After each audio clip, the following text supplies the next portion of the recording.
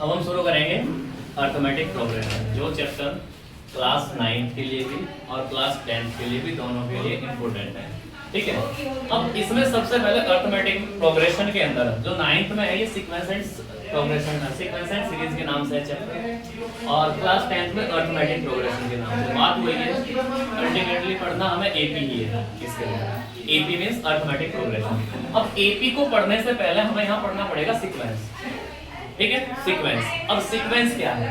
Sequence की एक definition हम यहाँ लिखी हुई है, जो कि है कि some numbers arrange in a definite according to a definite rule are said to be form of sequence. जैसे हम बात करते हैं, एक नंबर लिखा गया है, एग्जांपल के लिए बात करते हैं 2 4 6 8 10, ये एक सीक्वेंस है, ये एक सीक्वेंस है हमारे पास में। दूसरा एग्जांपल हम लेते हैं सीक्वेंस का, जैसे 1 का स्क्वायर, 2 का स्क्वायर, 3 का स्क्वायर, 4 का स्क्वायर, 5 का स्क्वायर, ये भी एक सीक्वेंस है।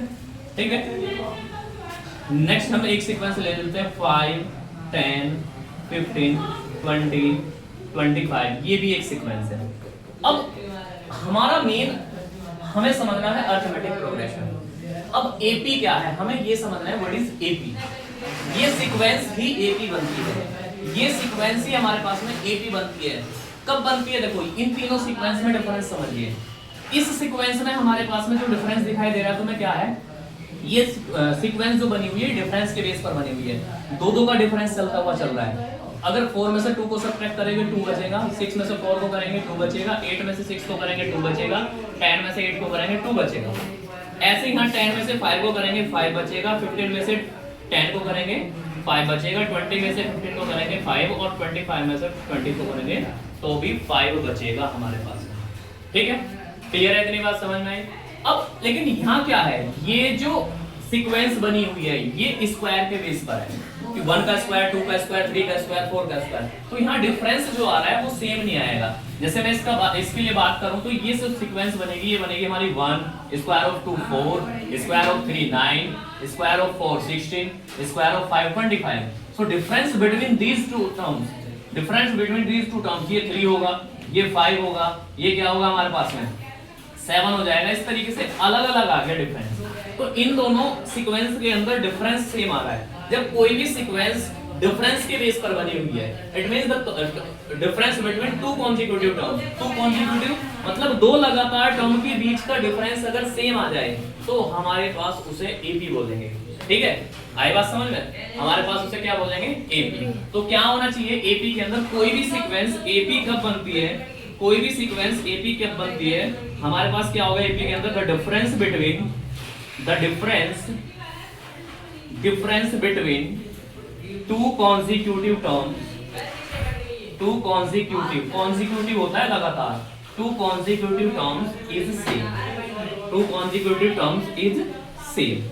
ठीक है, जैसे ये सेम आया हुआ है सब, तो ये भी एपी है आपके पास में और ये भी हमारे पास एपी है। इतनी बात समझ में आई?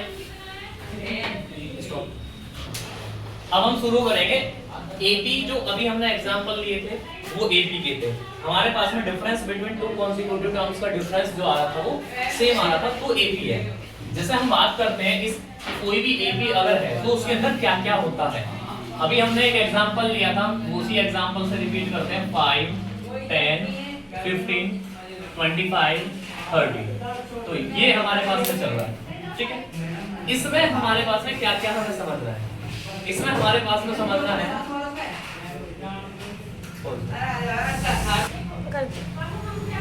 कर दिया।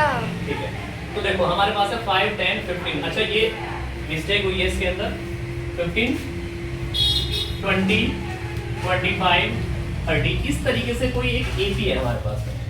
ये एपी है, ये वाला एग्जांपल हमने लास्ट लिया था।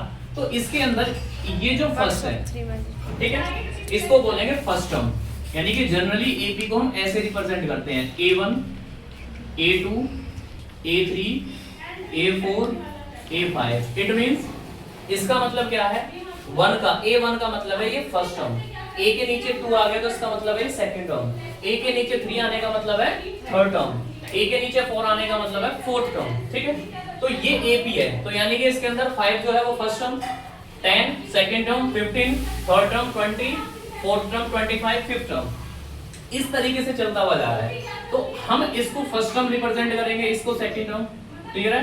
तो A फर्स्ट टर्म हम A1 और A दोनों से रिप्रेजेंट करते हैं, दैट इज फर्स्ट टर्म। ठीक है भाई, इतनी बात। इसके बाद जो हम D की बात करते हैं, तो D होता है कॉमन डिफरेंस। D होता है हमारे पास में इसके अंदर कॉमन डिफरेंस।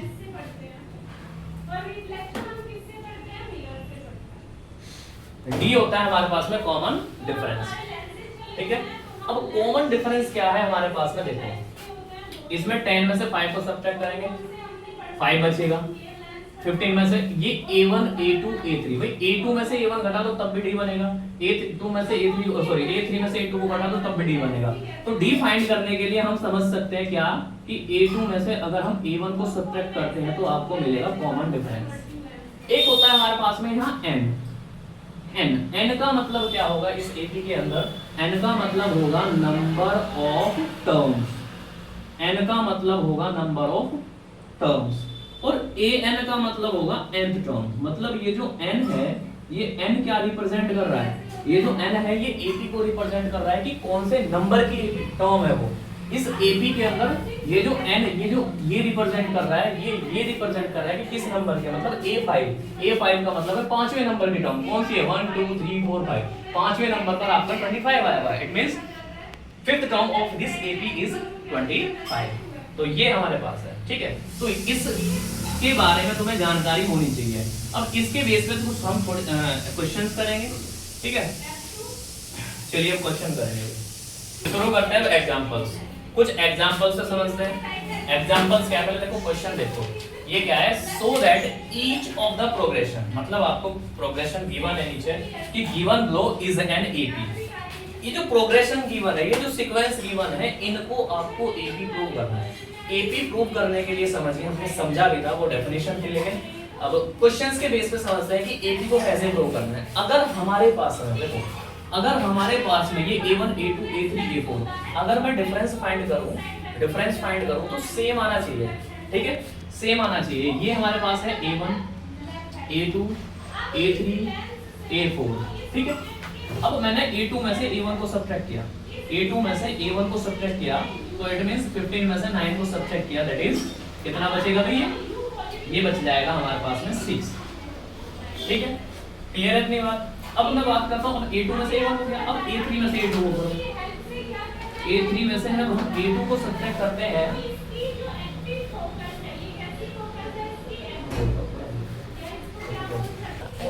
अब हमारे पास में ये A3 है, ये A2 है। A3 में से A2 को सब्ट्रैक्ट करना है, A3 में से A2 को सब्ट्रैक्ट करना है। A3 हमारे पास है 21 में से किसको, A2 है हमारे पास में 15, सब्ट्रैक्ट करेंगे तो क्या बचेगा, 6 बचेगा। सेम हमारे पास यहाँ A4 है, A4 में से A3 को सब्ट्रैक्ट करेंगे, कितना बचेगा, 27 - 21 दैट इज 6, ठीक है। यानी कि हर एक बार सेम आ रहा है, हर एक बार सेम आ रहा है, तो कॉन्जिक्यूटिव टर्म्स का डिफरेंस सेम आ रहा है, तो हम बोलेंगे इसको बोलेंगे हम, हमारे पास क्या आ जाएगा, this is an AP, this is an AP। तो ये गिवन है, ये हमारे पास में बेटा AP है, ठीक है। आई इतनी बात समझ में, ये हमारे पास में AP है, तो ये हमारे पास AP है। अब इस AP के अंदर आपको फर्स्ट टर्म बतानी है, कॉमन डिफरेंस बताना है, और नेक्स्ट टर्म बतानी है।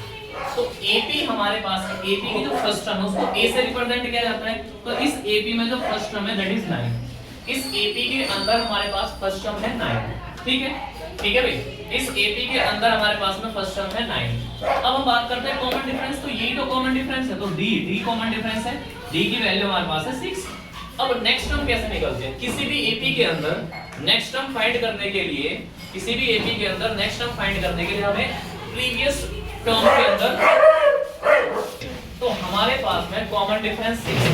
अब नेक्स्ट टर्म फाइंड करने के लिए, नेक्स्ट टर्म फाइंड करने के लिए हमें, नेक्स्ट टर्म फाइंड करने के लिए AP में कोई भी प्रीवियस टर्म में D ऐड करना होता है। जैसे ये है 9 में अगर मैं D ऐड कर दूं 15 मिल रहा है, D हमारे पास यहाँ 6 है, 9 में 6 ऐड करा 15 में 6 ऐड करा 21, ऐसे 21 में 6 तो नेक्स्ट टर्म फाइंड करने के लिए डी ऐड करना पड़ता है। तो इसकी जो नेक्स्ट टर्म होगी भाई 26 तक हमें पता है, तो इसके अंदर जो नेक्स्ट टर्म होगी हमारे पास में क्या करेंगे 27 में क्या ऐड कर देना है हमें 6। तो 27 में ऐड 6 करके क्या मिलेगा हमें 6 and 7 33। तो हमारे पास इसकी जो नेक्स्ट टर्म होगी वो 33 मिल जाएगी। ठीक है, समझ में आई। ऐसे ही ये नेक्स्ट एग्जांपल होगा हमारे पास में। तो सबसे पहले इसे हमें प्रूव करना है क्या कि ये एपी है या नहीं है। तो इसको एपी प्रूव करने के लिए हमारे पास ये A1, ये A2, ये A3, ये A4, तो ये हमारे पास एपी चलती जा रही है, ये एपी चलती जा रही है A1, A2, A3, A4 इस तरीके से। अब हमें सॉरी ये सीक्वेंस है, अभी हम नहीं पता कि ये एपी है। एपी प्रूव करने के लिए डिफरेंस सेम आना चाहिए, जिसको हम कॉमन डिफरेंस बोलेंगे। तो सबसे पहले A2 में से A2 में से A1 को सब्ट्रैक्ट किया, और A2 में से A1 को सब्ट्रैक्ट करेंगे, यानी कि 6 में से 11 को सब्ट्रैक्ट करेंगे। 6 में से 11 को सब्ट्रैक्ट किया, प्लस माइनस माइनस, यानी कि क्या बचेगा हमारे पास यहाँ पे -5।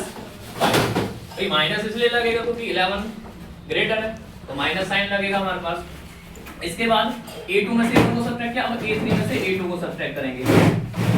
A3 में से A2 को सब्ट्रैक्ट करेंगे। A3 कितना है हमारे पास में? A3 है 1। 1 में से किसको सब्ट्रैक्ट करना है हमें? 1 में से 6 को सब्ट्रैक्ट करना है हमें। A3 में से A2, A3 है 1, A2 है 6, 1 में से 6 को सब्ट्रैक्ट करेंगे तो कितना बचेगा -5। यहाँ भी -5 आ गया। अब A4 में से A3 को सब्ट्रैक्ट करना है। A4 में से हमने किसको सब्ट्रैक्ट किया? A3 को। जब A4 है -4 में से किसको सब्ट्रैक्ट करना है? 1 को। Minus minus minus minus plus, और माइनस माइनस प्लस बनेगा तो ये बन जाएगा हमारे पास में -5। क्लियर है इतनी बात? अब ये चीज देखो, ये हमारे पास में डिफरेंस है, ये हमारे पास में डिफरेंस है। अगर डिफरेंस सेम आ जाता है, तो क्या बन जाती है? एपी। तो हम बोलेंगे दिस इज एन एपी। तो ये हमारे पास में एपी है, अरिथमेटिक प्रोग्रेशन है। अब बाकी चीजें भी पूछिए, अगर ये एपी है तो बाकी चीजें भी बताओ। तो इसमें फर्स्ट टर्म रिप्रेजेंट करा जाता है ए से। तो फर्स्ट टर्म क्या है? जो पहले वाली टर्म होगी। फर्स्ट टर्म इसके अंदर है 11। अब इसके बाद पूछा है इसके अंदर डी, कॉमन डिफरेंस। तो डी कितना है हमारे पास इसमें? -5 यही डी है। तो ये बनेगा हमारे पास में कॉमन डिफरेंस। इसके बाद क्या पूछा है इस क्वेश्चन के अंदर कि नेक्स्ट टर्म। अगर हमें फोर्थ टर्म तक पता है तो इसका मतलब फिफ्थ टर्म फाइंड करनी है, और जब भी अगली टर्म फाइंड करनी होती है तो पिछले वाले टर्म में डी ऐड कर दो। हमें फोर्थ टर्म तक पता है, फिफ्थ टर्म फाइंड करनी है, तो क्या करेंगे हम फिफ्थ टर्म फाइंड करने के लिए क्या करेंगे? डी ऐड कर देंगे। किसमें? -4 में। और डी कितना है हमारे पास में? -5। ठीक है, तो A5 is equal to -4 plus minus minus. तो A5 इज इक्वल टू बना हमारे पास में minus minus plus, that is -9। तो ये हमारे पास में नेक्स्ट टर्म है। तो इस तरीके से हम अपने क्वेश्चन कर सकते हैं। ठीक है भाई, तो ये हमारे पास में एपी के कुछ एग्जांपल थे। एपी इससे समझ में आया होगा, नहीं आया होगा तो हम और बेहतर करेंगे और क्वेश्चंस करेंगे।